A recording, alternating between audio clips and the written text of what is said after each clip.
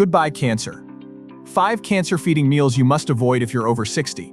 Tumors, lesions, and that strange tingling in your stomach, those are not random.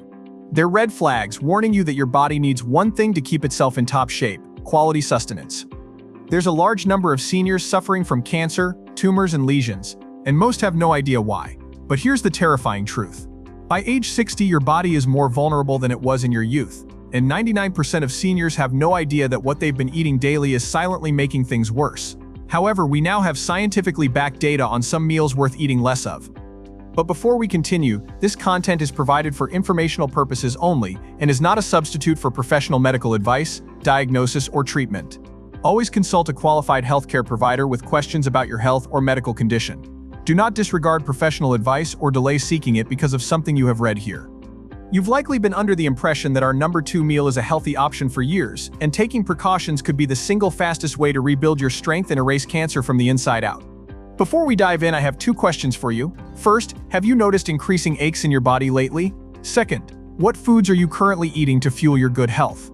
Let us know in the comments below because we're reading and replying to each and every comment with personalized tips and advice. Now let's uncover these 5 cancer-feeding meals worth keeping an eye out for. Breakfast pastries. First on our list is a morning staple many of us enjoy: breakfast pastries. These seemingly harmless morning treats may in fact feed cancer cells. Dr. Jason Fung, a renowned expert on metabolic health, has consistently highlighted the dangers of highly processed, sugar-filled foods, stressing their key role in promoting insulin resistance and creating a bodily environment that fuels malignant growth. The primary problem is insulin resistance.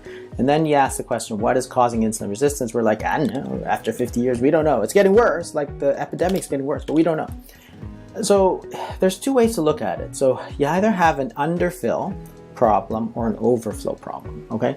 So think about the cell, the liver cell. If you have something that's blocking the entry of glucose into that liver cell, what's gonna happen is that you're gonna get internal starvation of that liver cell, right? Because glucose can't go in. But how can such a common breakfast item become an unwitting accomplice in disease progression? Primarily, breakfast pastries are crafted from refined white flour and loaded with sugar, offering little to no beneficial fiber or key nutrients. This rapid absorption of simple carbohydrates leads to immediate and significant elevations in blood glucose and insulin levels. As Dr. Fung carefully details in his work, this state of chronic hyperinsulinemia serves as a strong growth factor for many cancers, effectively providing them with the energy they need to multiply without restraint. Additionally, these baked goods are a source of empty calories, little vitamins to be gained if any, and these can easily spike your appetite later on. Their absence of nutritional value paired with their high glycemic load contributes to persistent inflammation and widespread metabolic disarray. This internal condition, as Dr. Fung often emphasizes, establishes the perfect fertile ground where cancer can flourish instead of being kept in check by a robust and healthy metabolism. And it wasn't deficiency of vitamins that was causing cancer. And the answer came somewhere around 2000. What part of the diet was the most important, and we didn't know this really until about 2003, and it turns out that it was obesity was the biggest driver of cancer, and probably more specifically is that it was the hyperinsulinemia, that is the too much insulin. A regular habit of eating breakfast pastries creates a cycle of constant metabolic stress, continuously challenging the body's sensitive insulin regulation. Dr. Fung's extensive research underscores how these frequent insulin spikes are not only a primary cause of obesity and type 2 diabetes but also significantly raise the risk for various cancers, particularly for individuals over 60 whose metabolic defenses may be naturally weaker. So while a breakfast pastry may provide a quick moment of satisfaction, a closer look reveals it as a damaging dietary choice that can, unfortunately, aid disease rather than help the body fight it. But before we move on, if joint pain, tingling hands, weak legs, or brain fog have slowed you down, you're not alone. These can be signs of inflammation and a weakened immune system, both improved by the right foods. Vitazen Health's anti-inflammation smoothie and juice guide gives you 80 quick recipes with proven ingredients to ease inflammation and boost defenses. Each takes 5 minutes, no guesswork. Click the link, grab your guide. Now, let's get back to the video. Instant oatmeal. Next, let's talk about a classic that seems healthy on the surface: instant oatmeal. This quick and convenient meal, often marketed as a heart-healthy choice, can in reality create an internal environment that actively feeds cancerous growth. Dr. Fung repeatedly warns against foods packed with refined carbohydrates and sugar, underscoring their power to elevate blood glucose and insulin levels, which in turn send critical growth signals to malignant cells. Many instant oatmeal packets, especially the flavored varieties, contain a shocking amount of added sugar, sometimes on par with a candy bar. This rapid infusion of simple carbohydrates, stripped of the natural fiber of whole oats, triggers a swift and significant spike in blood sugar. As Dr. Fung systematically explains, this immediate and substantial rise in blood sugar requires a corresponding release of insulin, which functions as a potent growth factor, essentially cultivating the environment for cancerous proliferation.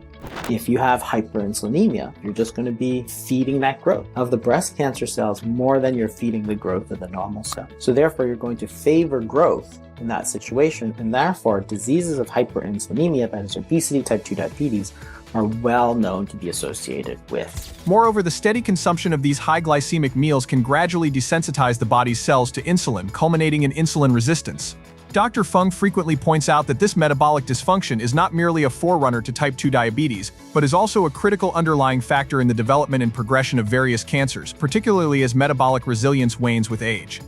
And much unlike plain steel-cut oats, which provide a slow-digesting source of fiber, the instant versions often negate these benefits with their excessive sugar content. Again, these empty calories put an unnecessary strain on the metabolic system, encouraging chronic inflammation and depriving the body of the robust defenses it needs.